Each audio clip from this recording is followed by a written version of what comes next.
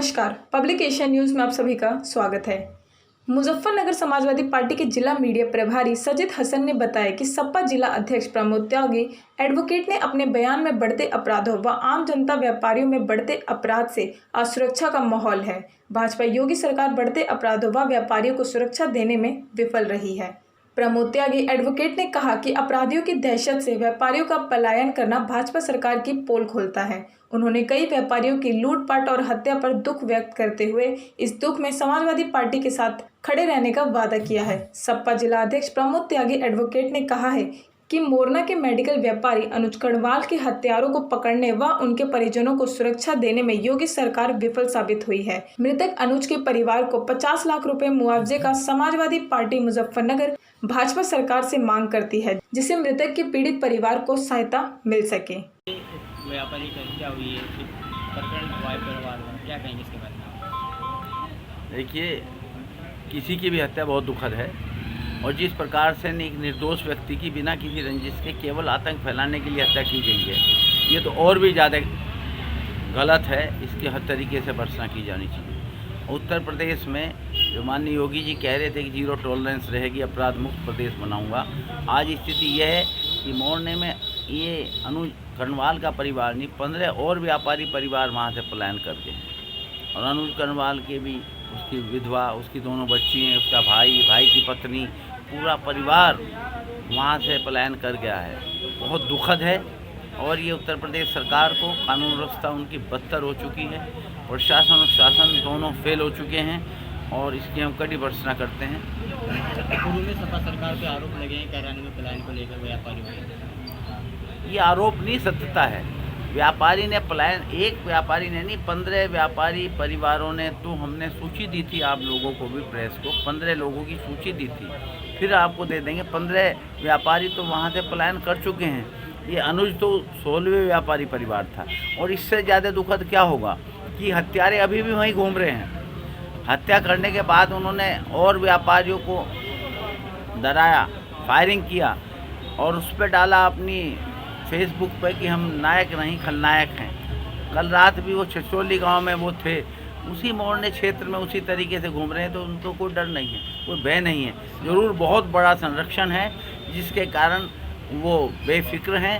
सरकार से, शासन से, प्रशासन से वो किसी प्रकार का डर नहीं मान रहे। समाजवादी पार्टी में जो है कैराना से कुछ व्यापारियों ने पलायन किया था, इसके बारे में क्या कहेंगे? देखिए, आप कह रहे हैं कैरानी से पलायन किया था। तत्कालीन केंद्र सरकार ने, नरेंद्र मोदी जी की सरकार थी, जांच बिठाई थी। क्या ही जांच रिपोर्ट? एक भी कैराने से व्यापारी का पलायन की जांच की सत्यता हमारी सरकार की नहीं आई। आज हुकुम सिंह जी दुनिया में नहीं है, सुरेश राणा जी गन्ना मंत्री हैं, वो बता दें एक भी आया था। और ये तो सत्यता है, मोरना के लिए जांच की आवश्यकता नहीं है। यहीं पलायन करके आ गए हैं बड़े, सारा परिवार उनका, 15 व्यापारी पलायन कर गए हैं। और आप लोगों ने अपने चैनल्स पे दिखाया है, वहाँ पोस्टर लगे हुए थे, दुकान बिकाऊ है, मकान बिकाऊ है, जिसे संजीव बालियान जी ने जाकर के उतरवाए हैं। तो संजीव बालियान जी कह आए थे कि 24 घंटे में हम सब कुछ कर देंगे, क्यों नहीं? आज 5 दिन हो गए हैं, हत्यारे वहीं घूम रहे हैं, हत्यारों का आतंक उसी प्रकार से चल रहा है, तो कौन सुरक्षित रहेगा? व्यापारियों पे क्या है, बेचारों पर? जिले के बड़े अधिकारी रात में मृतक के पहुँचे थे, वे भी उन्हें नहीं रोक पाए। मैं पहले भी कहा था, का बरसा जब कृषि सुखाने। कब गए हैं एसएसपी, कब गए हैं डीआईजी, कब गए हैं डीजीपी? 5 दिन हत्या को हो चुके हैं।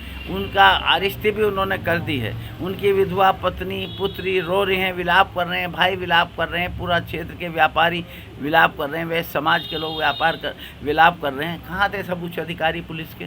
जब ये वहाँ से पलायन कर गए तब आप जा रहे हैं, क्यों? कितनी दूर मेरठ है, डीजीपी बैठते हैं, कितनी दूर मुजफ्फरनगर है, कितनी दूर सहारनपुर है।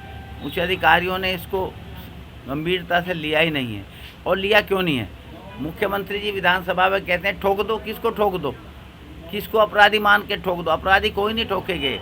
जिसका ताकत थी उसने किसी के खिलाफ कह दिया इसके गोली मार दो, जिसकी ताकत थी उसने कह दिया गोली ना लगे। इस तरीके से अपराध नहीं रुकेंगे। जब तक सही अपराधियों को संरक्षण देना बंद नहीं होगा, जब तक सही अपराधियों के साथ उनके हाथ पर नहीं पहुंचाया जाएगा, उनको जेलों में बंद करके उन पर गैंगस्टर दूसरी कार्रवाई नहीं की जाएंगी, तब तक अपराध शांत होने वाले नहीं हैं। पिछले 5 दिनों के बाद अब तक हत्याकांड का ना खुलासा हो पाया, ना किसी की गिरफ्तारी हो पाई है।